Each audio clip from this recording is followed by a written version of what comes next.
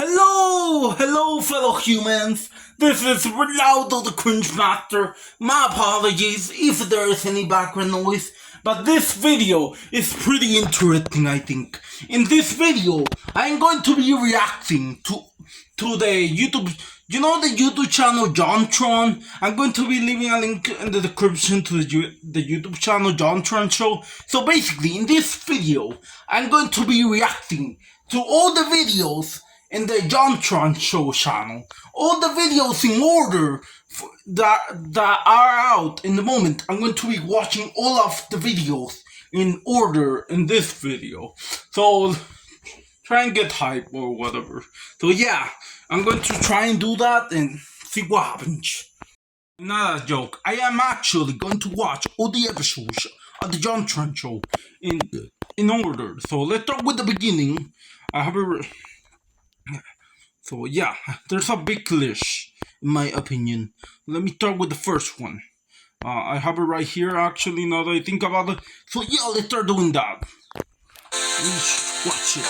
Johntron show. Hey, this is the good intro in my opinion. So yeah, I hope I don't get copyrighted or whatever. There wasn't no there. I just thought that this would be a challenge. Johntron. So let me just watch the Johntron. See, this is the first season pretty much. I should probably go to the second part when I finish watching it.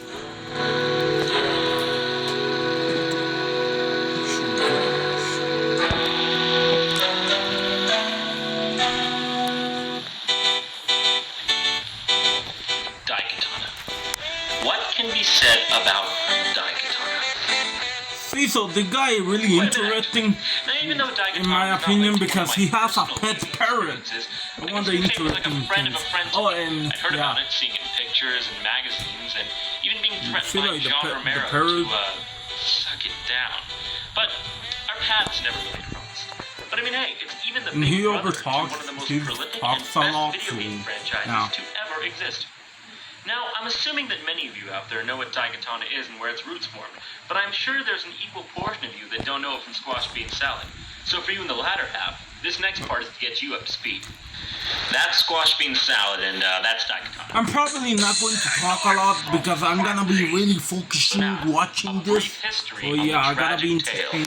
Of Daikatana.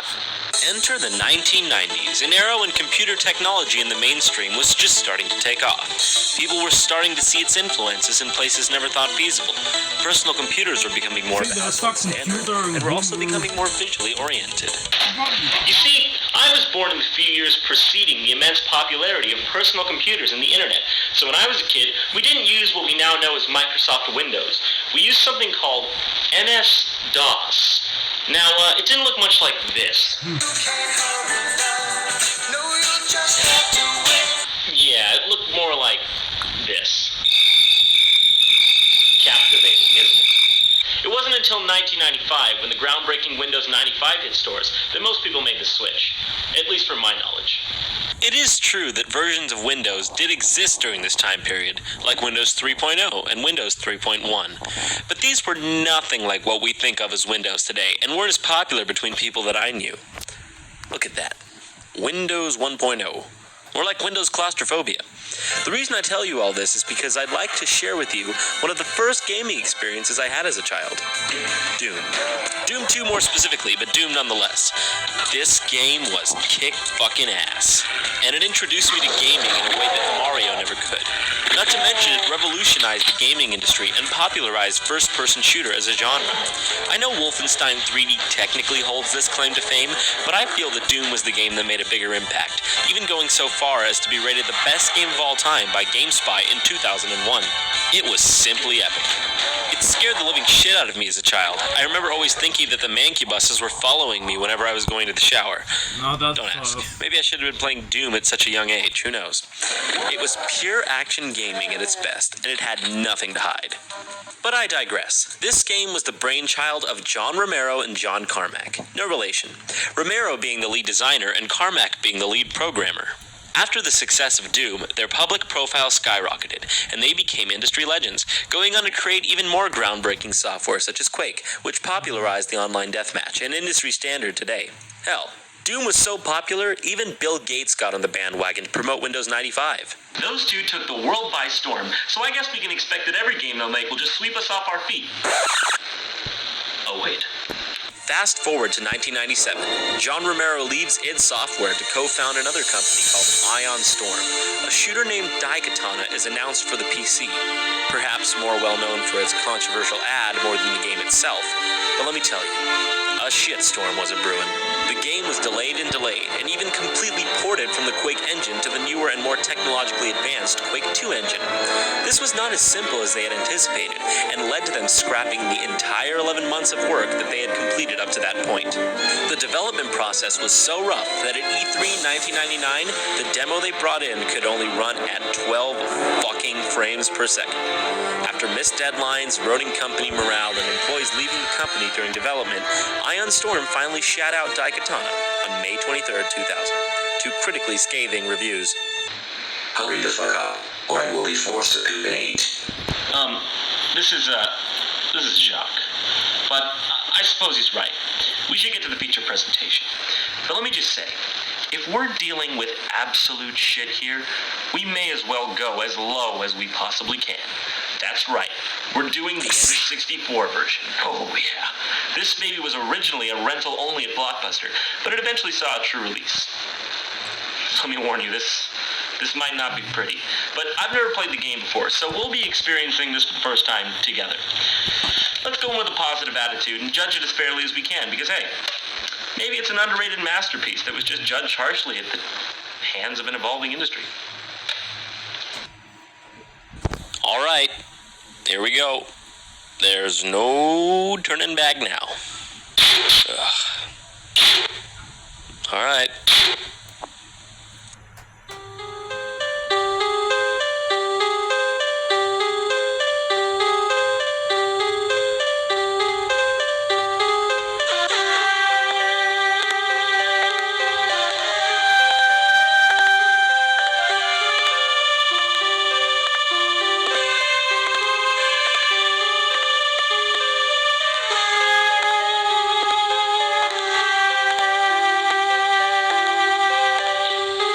Have you ever seen a game with such shitty presentation?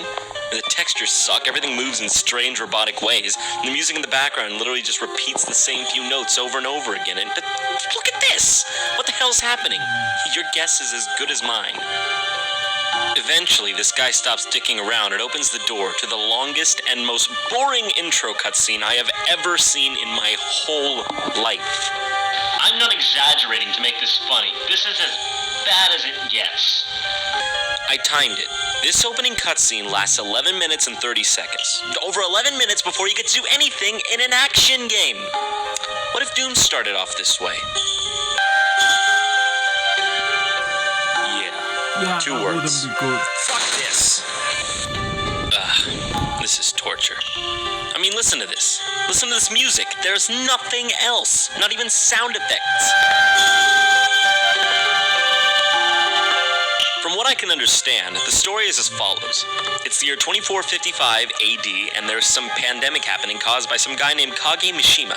By using the MacGuffin of the story, the Daikatana, a sword, this Mishima guy traveled back in time and stopped the disease from being cured in the first place, giving him the ability to take over the world somehow. So you play as Hiro Miyamoto, a stiff, personality-lacking protagonist with really bad textures, who has to travel through different time periods and save the world. Yeah, who cares? Let's start.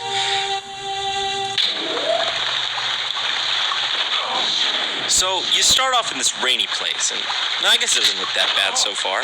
It's your standard futuristic shooter affair, and I already noticed that things are very hard to hit and take annoying precision to kill.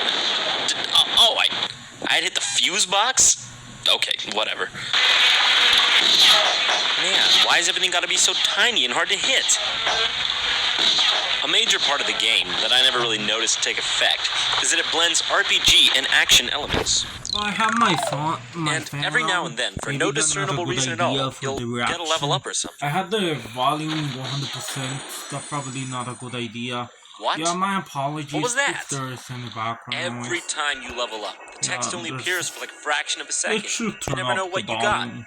Oh, Really had and nothing guess how to many say in the times it moment. takes for the line, now The go video kick is butt really to get good annoying. that I'm watching, so Once. So about a few minutes into the game, you reach a part where there's this sort of low-hanging door thing. And of course, your first gamer instinct is to duck under it. So you try every button, but you don't duck. Then you check the menu for the controls, but you don't find any control tutorial or anything. So, of course, your second gamer instinct is just to shoot the hell out of it. But nothing happens. Punch it some. Give it some of that. Same deal, nothing. So then comes the lovely gaming sin of backtracking out of desperation. Now, may I remind you, this is the first 3 minutes of the game. Things like this can never be a harbinger of good things to come. So, after consulting the internet, I found that you actually can crouch. Oh, look at that, isn't it cute? You want to know how to do it? Are you sure you want to know how to do it? Because I don't think you want to know how you do it. I'll tell you. R and A. That's how you crouch. That's how you crouch. I wouldn't even be mad about this if A, some tutorial popped up as you got to the door, you know, like in any decent game. B, the controls were listed somewhere in the game.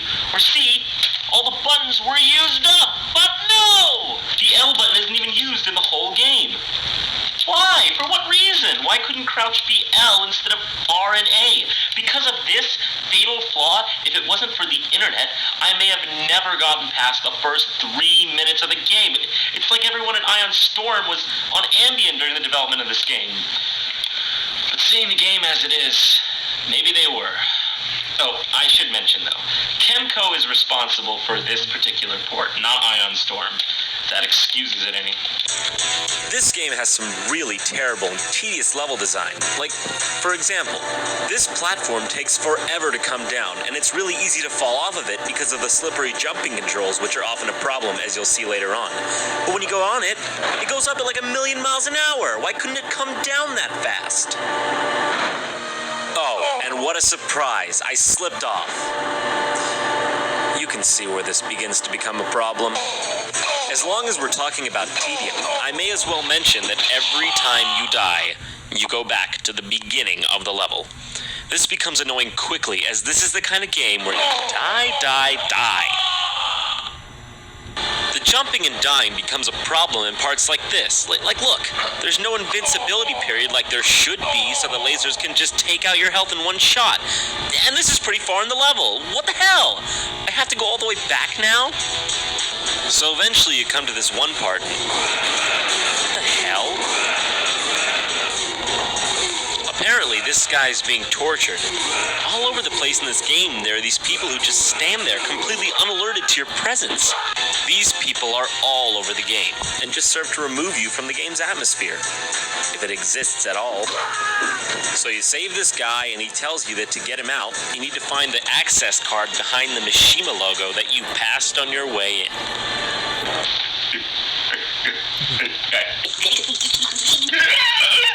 So you retrace your goddamn steps in a gaming device that serves to make the game longer rather than better, and you don't find anything under the Mishima logo. You eventually realize that you were supposed to destroy the logo, because that makes a lot of fucking sense. You get the keycard. You use the keycard to save the guy, and then you're treated to perhaps the best cutscene of all time. Just look at it. Remind you of anything? They didn't even try! Who are these characters? Anyways, this running chat goes on the whole entire cutscene for a few minutes, and then it's the next level. I'm going to show you a good example of why this game fails on the most basic levels. Now what I'm going to show you is standard of the entire game, cryptic and shitty. And I'm going to let you see it in its entirety so you can get a feeling for the shit. So you start off the third level here. You open this panel and you're just making your way through the level. So, oh, there's a bad guy. Shoot him. So, you make your way to this panel. It tells you your password was rejected. You can't go through. So, this being the beginning of the level, you obviously backtrack and oh shit, bad guy, shoot him. Oh wait, was he the guy that was supposed to give me the password? Well shit, now. Okay, so I was interrupted a little bit because dumb stuff. So let me continue watching the watching what I was watching, reacting to it. So, you make your way back to the password panel and talk to... Oh, I have some water. Nobody minds if I drink water while reacting to it, I'm pretty sure. it again, thinking it'll make the guy respawn, but it doesn't. What's this? Is he supposed to teleport with this? Eventually, by pure luck, you get this guy to respawn, and you get to watch him slowly shamble over to the door here, and... What? I mean, I don't know. It's no crazier than the other things people say in this game. In fact, some of the things these people say are pretty funny for the wrong reasons. I am working here. Oh yeah? Let's see some ID. Hey look, someone finally noticed that I don't belong here. Oh no, never mind. He was just pretending to give a shit. Too cold? Check the air conditioner? Why would I do that? I don't even work here. Everything is okay now. Was it not before? Computers today is... What? You've got to be shitting me. Computers today is easy to use. Enough said. This isn't even a foreign game. It was made in America. Yeah, that's golden, isn't it? You'd be surprised what I... Okay, I accidentally dropped my water bottle. Okay, now I have picked up the water bottle. Make in a month? Would I? I don't know, is he being sincere? Okay, now now there is a commercial in the moment. But we're watching the second Johntron video in a moment at the Johntron YouTube channel. See, in order would be this and then go up. So basically, it's a part 2 of the same video. So yeah, we just wait for the commercial to be over. I'll react to the You're being sarcastic? I can't tell. It's writing shit. Life's a drag? You know what? I can empathize with this guy. He lives in Daikatana. No wonder he thinks life is a drag. Yeah, every time this game starts to not seem so bad anymore, it does something to piss you off. What? I fell through the floor panel? Did anyone test this game? If I had to say some good things about this game, I guess I'd say that it has some pretty cool environments, like this Parthenon, or this ancient temple, or this place. I guess this place is pretty cool.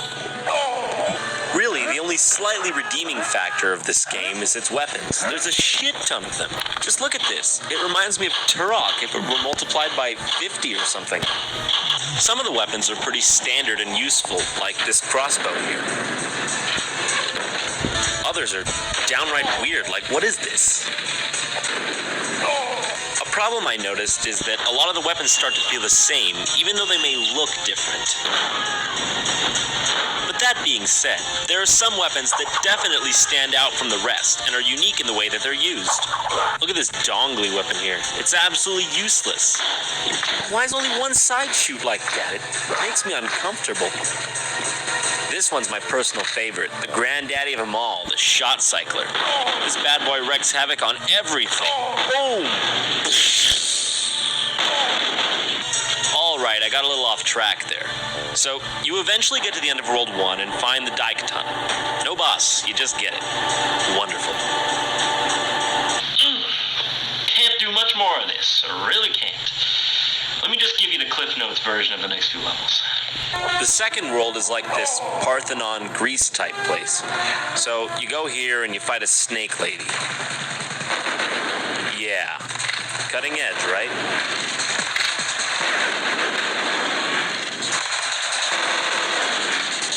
Oh, and I'd like to ask a question. Who are these people that you're with? I don't even know, and I'm playing the game. Well, let me tell you. Apparently in the PC version, these people played alongside you as like cooperative AI, and they were a big selling point when the game first came out.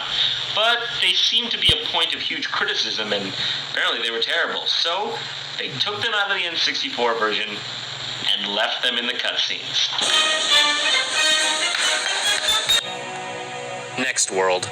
So it's like this medieval kingdom, and you come to this king guy who kind of looks like an armored version of the Tick. And you know he's supposed to be the boss, so you try shooting him and nothing. I give up.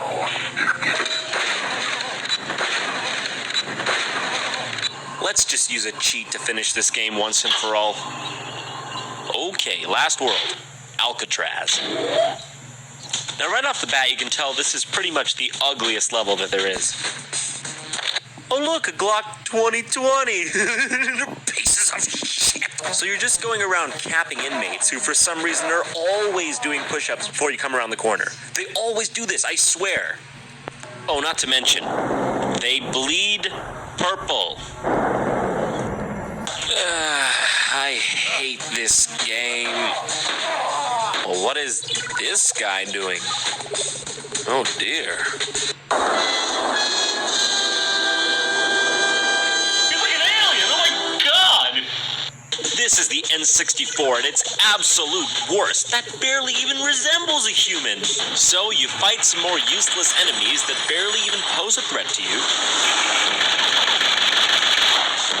And you reach the final boss. Oh yeah, we're almost done.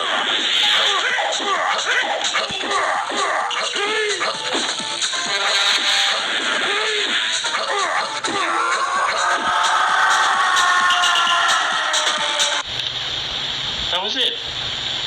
You saw it. That was the whole thing. That was it. I didn't cut any of it out. It was like 20 seconds long. What a piece of shit. I mean, a game is supposed to get gradually harder as you go along, and a final boss is supposed to test your skills that you've learned up to that point. But what was that? There was no challenge. You just strafed around him and... You remember the last boss of Doom 2? Yeah.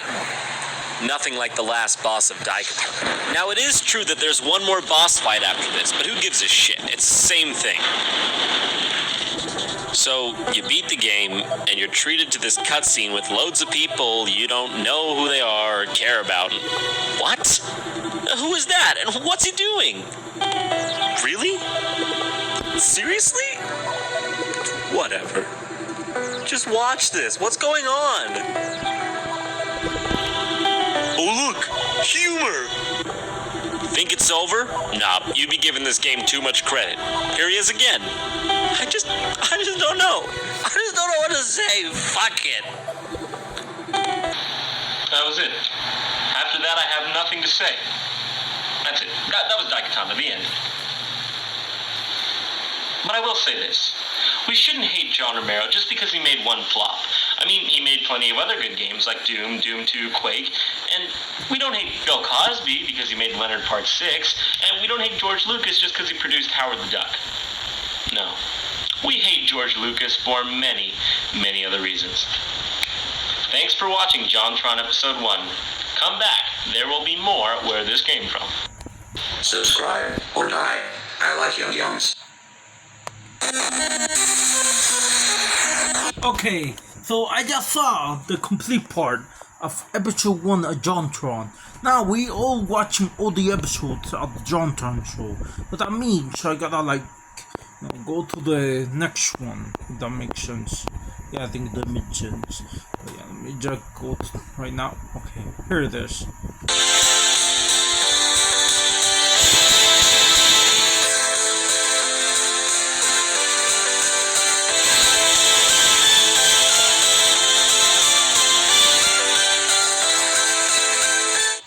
Johntron.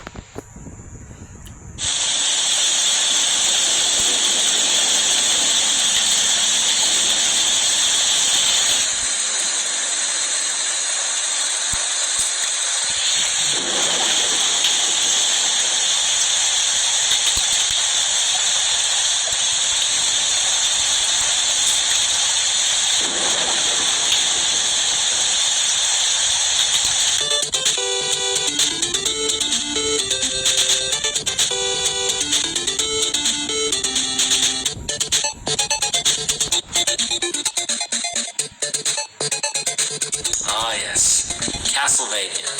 One of the best video game series of all time, and the poster child for video gaming style over substance. Not much more to this game than hitting candles, getting hearts, and kicking horror-themed monster ass. Now, always felt like the Castlevania series had pretty much the best music in all of video gaming.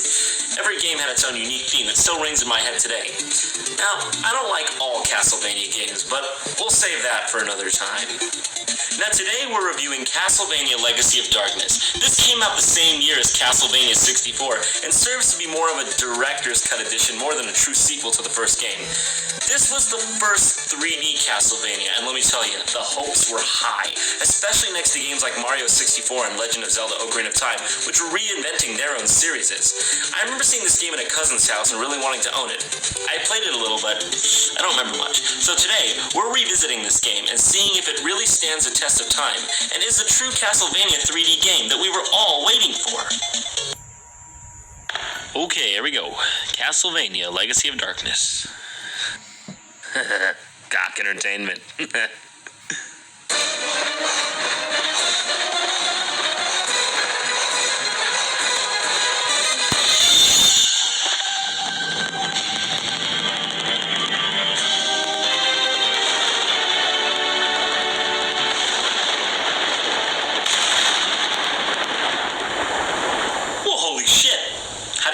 For a game opening. Okay then, game start. Yeah, let's go with normal. Now they give you a choice of 4 characters here, but you can only choose Cornell for now, so let's do it. Hey look, the Necronomicon. That should be a playable character, don't you think?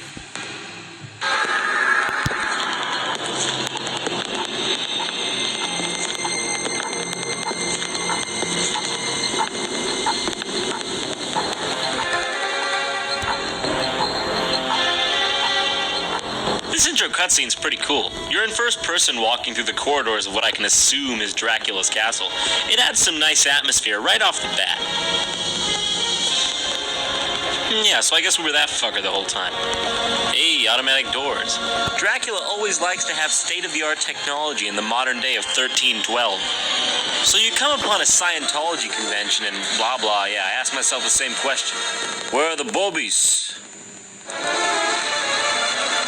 Oh shit, guys, sorry, I forgot to mention. Spoiler alert, they resurrect Dracula in the best twist since The Sixth Sense. Yeah, who gives a shit? Not me. Castlevania's always been more about the game anyway, so let's get to it.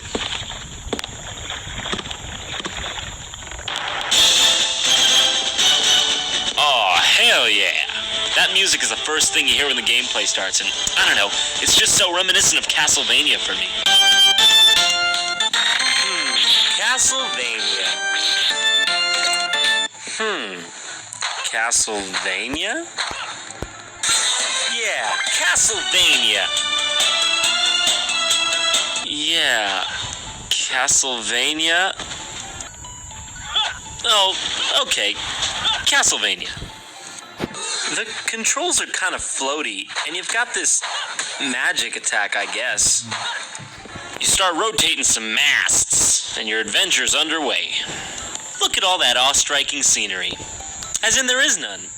Okay. Witness for yourself how dodgy the camera and control are. Okay, am I hanging on? I guess not. Oh, and what's over here? A plank of fucking wood? Nothing really feels as it should in this game, especially the attack targeting. It takes about 3 to 4 tries before you hit anything you want to hit. It's hard to explain, but it's borderline broken. This is going to be a long game, isn't it? Oh, not to mention, I spent like 20 minutes on this tiny first level trying to figure out what to do, and it turns out you just have to hit this fucking candle and get a key. Now, I know what you're thinking. John, this is Castlevania. You hit candles to get stuff. But no, I'm calling bullshit on this one. This is the first 3 minutes of the game. You don't just start off with a damn candle slapping puzzle. You gotta ease me into this, you goddamn perverts. So you use the key, kill this skeleton, use the Darth Vader, open this door, and you get to this place.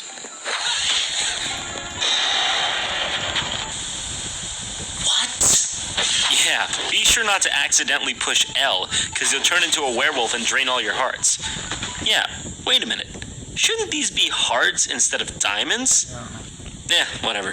So God sticks his massive dong in your ship starts to flood, and you have to escape.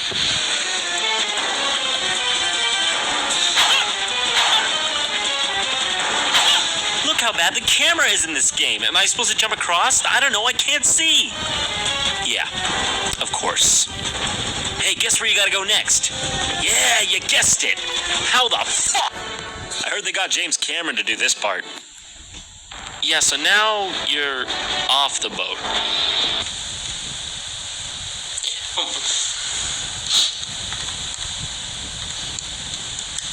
Yeah. So what was the point of the boat level? I tend to show these things in their entirety. You just go on, you come off. What's the point? In the boat, off the boat, done. In the castle, out of the castle, done. Fuck this game, I'm done. I'm done.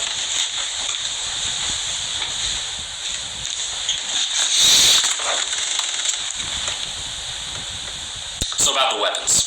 They're basically standard of any Castlevania game, with one exception. You can level them up. Oh yeah! You just collect 2 or more of the same weapon to do so. Look out, John. It is a dragon. I know what you're thinking. That looks fun. Well, let me tell you, it's not. It's just like the rest of the game. Sloppy and weird. And it's too damn hard. How do you hit him? We're finally here. The Forest of Silence. Now you really get what you pay for here.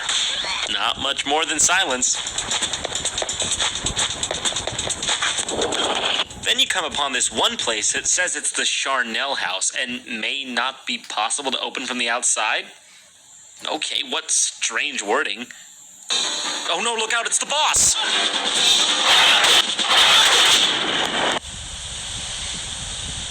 Wow, what a boss. 2 hits. 1, 2. That's it. Spectacular. Hey, so now we're inside that Charnel house, opening it from the inside. Okay, so what was the point? We're back where we fucking started. We have a displacement of 0. Oh, the platforming in this game is like pulling teeth. Fun. Now, I'm very surprised by the developer's decision in this game to include Mary-Kate Olsen. She immediately sees some food, becomes terrified, and promptly commits suicide. Tasteless, Konami. Tasteless. Oh, you can't touch fucking water? Yeah, that's Cornell giving Konami the fucking bird. You pull a lever, open a gate.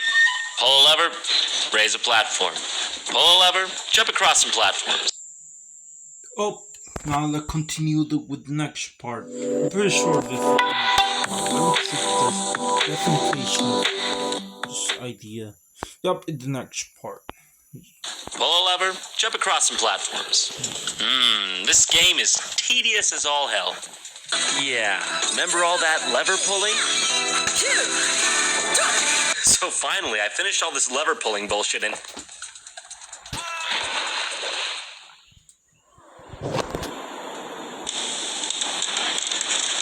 I can't do it anymore, please, I can't do it anymore! Okay, I can do this.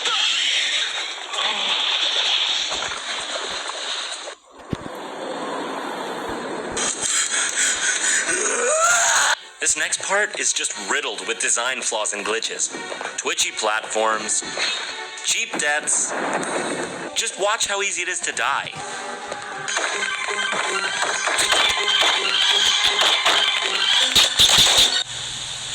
Yeah, that's fucking nice. The one time I wanted to show you how frustrating this game is, I get it perfect in one try. This game won't even let me die when I want to.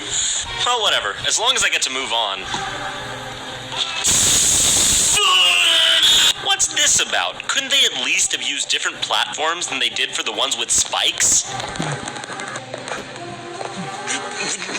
What am I supposed to do? It won't change!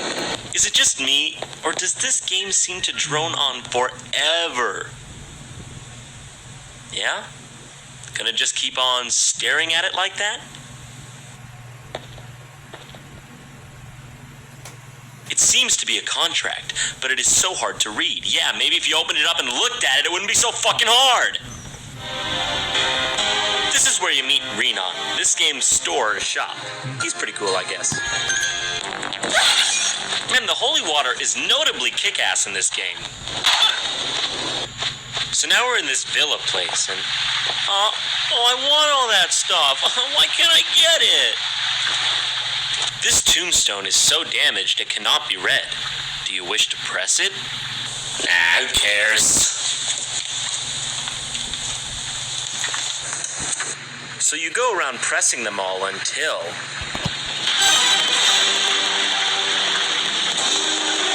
Oh my god, it's the tombstone music of death! But no bad guys appear. That's Castlevania 64.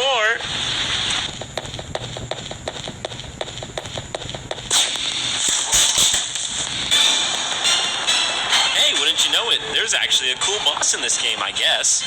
Oh dear Jesus Christ! Look at that. Ugh. Gotta just accidentally press L and kick his ass.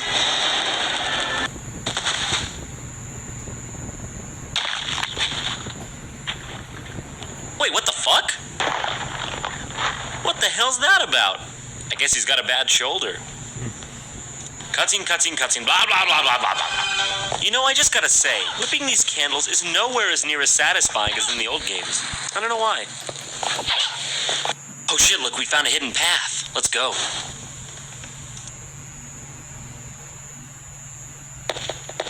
Wouldn't you know it? The level broke. Spectacular.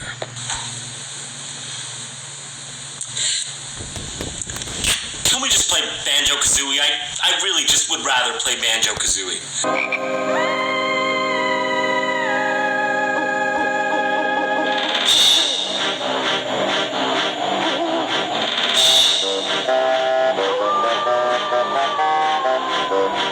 A skeleton on a motorbike with a machine gun?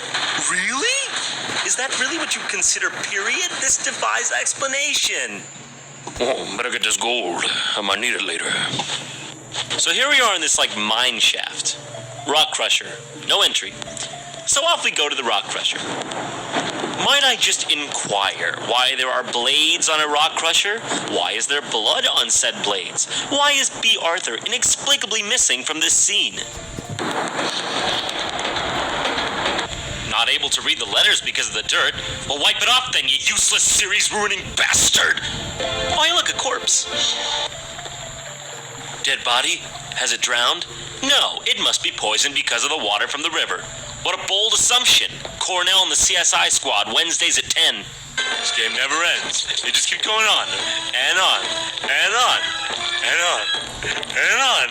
And on. And on. And on. Huh? And on. And on. It's going on. It's going on.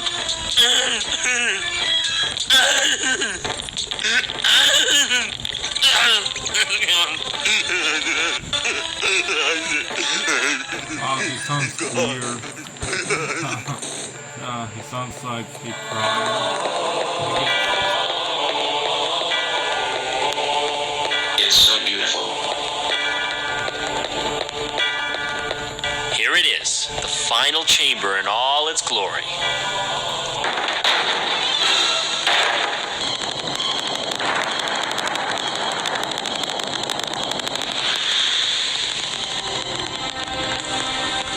Those are the scariest feet I've ever seen. Dracula is back to his shenanigans again, so here comes the final battle.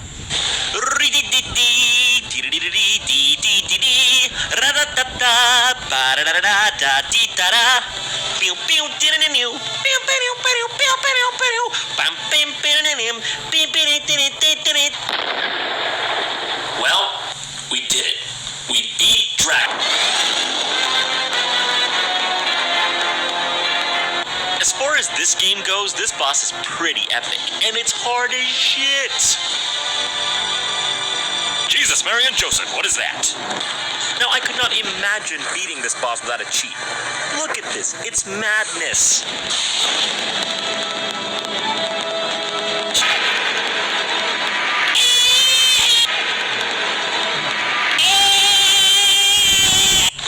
Once you beat this guy, well, that's pretty much it.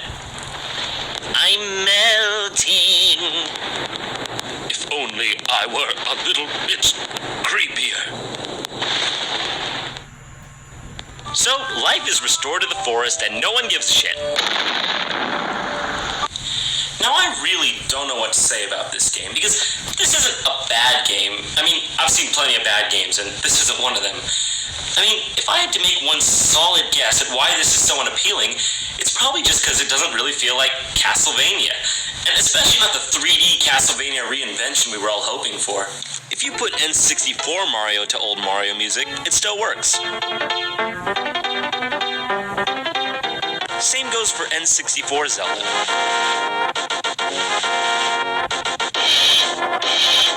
But with Castlevania 64, something's just not right.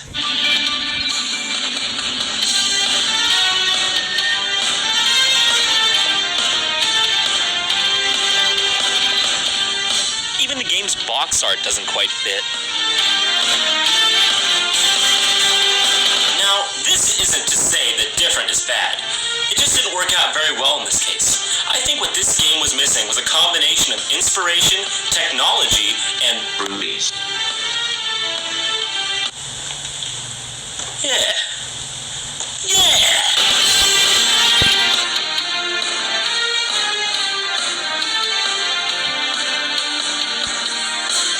So yeah, I'm pretty sure I just finished this, so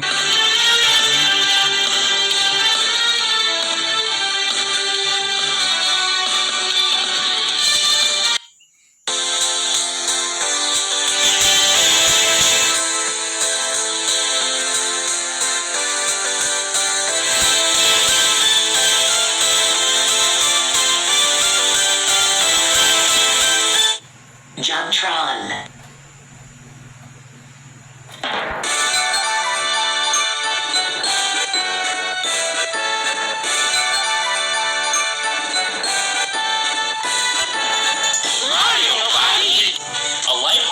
Action-packed, revolutionary, and almost always aneurysm-inducing multiplayer game originally for the N64 console. My favorite character is Princess Zelda. This game always made someone mad, and you always seem to get fucked by Luigi buying his goddamn skeleton keys. Why does he always do that? What's he plotting exactly? This game is notable for having some of the worst AI ever in any game. I mean, sometimes they would just go to the item shop, open up the menu, and then close it again for no reason.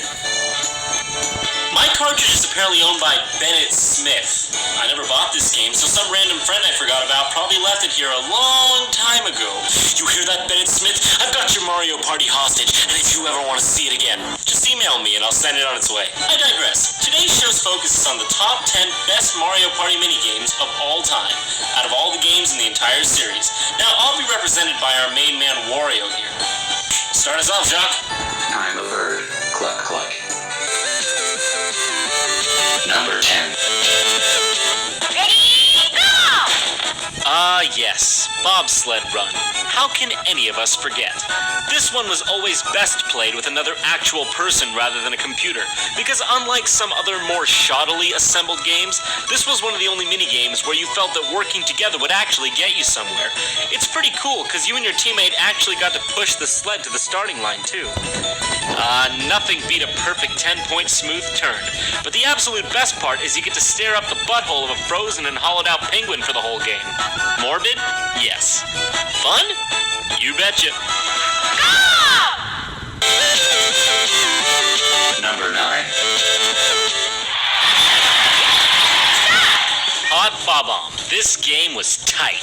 It was one of those battle mini-games. They were always my favorite. That Goomba would come down, rob you of your money against your will, and then gamble it against other players. They've sure got some pretty loose legal legislation over there in the Mushroom Kingdom.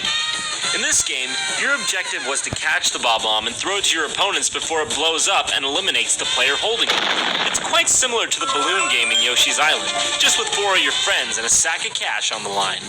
The best part is, if you get the bomb while it's still got a young fuse, you can just hold it there until it gets big and pass it off to the adjacent sucker when it's ready. But you never know, it may just blow up on you while you cook it off. I'm gonna get you, Luigi, you rat bastard! Oh, yeah. Quenching. Number 8.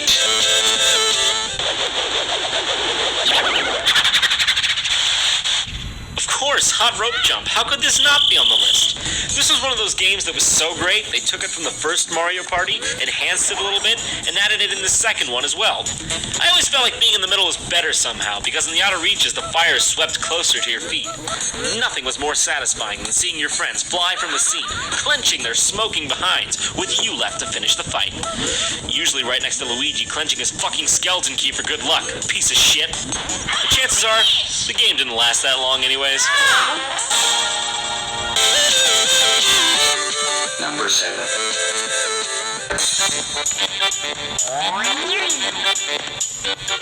Facelift. What an intricate minigame this was. At the beginning, you're shown a face that contorts to a certain position. Nextly, you're given your own version of the same face, which you have to stretch, using your player's signature hand, to match the picture in the center of the screen. It really brought out the inner compulsiveness in me, because once you're done, there's ample time left for you to jiggle around with your creation until it's just right.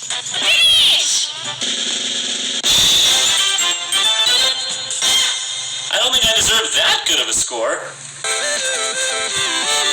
Number 6. That's Voldemort.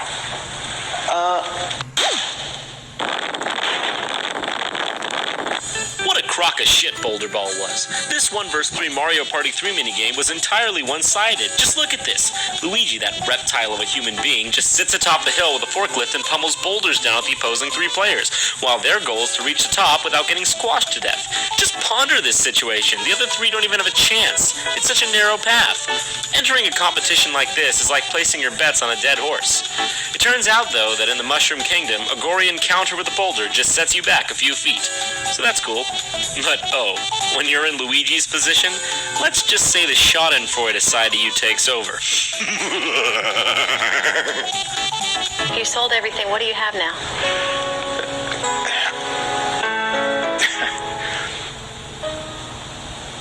I have Boulder Ball. Number 5.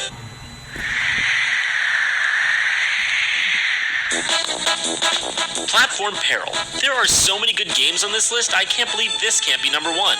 Nonetheless, this was a strictly action minigame in which you competed with the other 4 players to reach the finish line.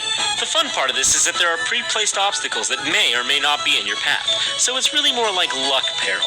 But that's how pretty much every Mario Party minigame is, isn't it? There was nothing more fulfilling than blocking an opponent and sending him careening into the abyss.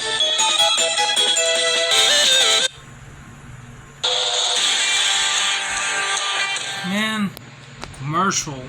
Oh well.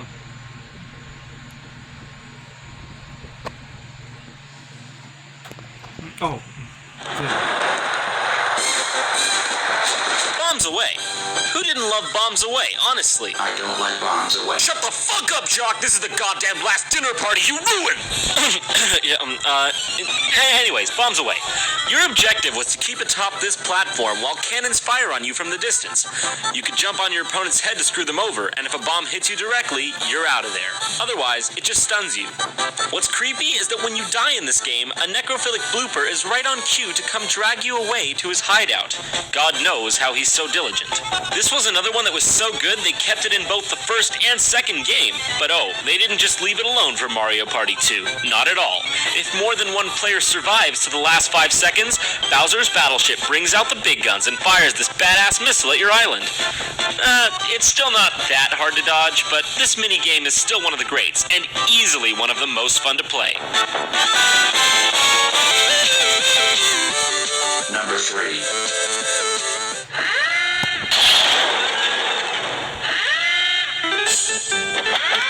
Now, many of you may not agree with me on this choice, but I love Bowser's Big Blast. This game is cruel. It's just plain cruel. The objective is to depress a lever and hope that it doesn't make the Bowser head behind you explode. All it is luck. Luck and placement. If you're the first one to pick, you've got a 1 out of 5 chance of winning. But if you're the last one, you get to take a 50-50 that your brains are going to be splattered all over the wall. If he blows out his nose, you're good to go. But if his eyes start to tick, you're out of luck. I'm gonna get you, Luigi, you son of a bitch!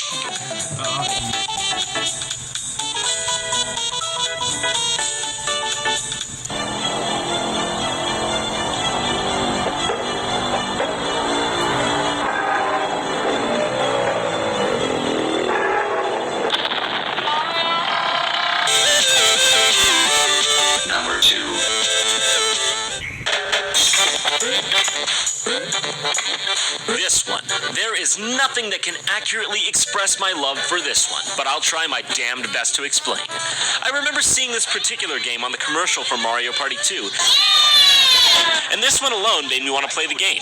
Shock, Drop, and Roll was the ultimate player-torturing minigame. If you were lucky and were the chosen player, you got to stand there all mad genius villain and pull a lever back and forth while your unfortunate foes tried to stay atop a cylinder to avoid electric shock. The control on this one was perfect, unlike a lot of the other floaty minigames Mario Party had to offer. The cool thing was that there was actually some skill involved in this one. You had to get inside the head of your opponent. You had to know them, read them, and preempt their every move, only until their one perfect slip-up.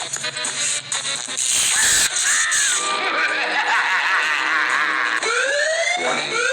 Bonus clip approaching. Mario Party 8's Shake It Up. Now this game's not really that special in itself. What's amazing about this game is the rules menu. Oh yeah, you're seeing that right. And the real kicker is that it's Mario's hand. Oh, and what are you competing for at the end of this game? Okay, my apologies if there's I any didn't make that background up. noise, but Fucking amazing. yeah, after this video that I'm watching right now, I'm going to probably end the video here because I want to know I don't want to make the video too long of me reacting to all the Johntron in order. I want to see all of you, the people watching the touch, and if I should try and keep watching. Yeah, so I'm probably going to now name me trying to react to all the episodes of the Johntron show in order. Okay, that's a good idea. Part 1.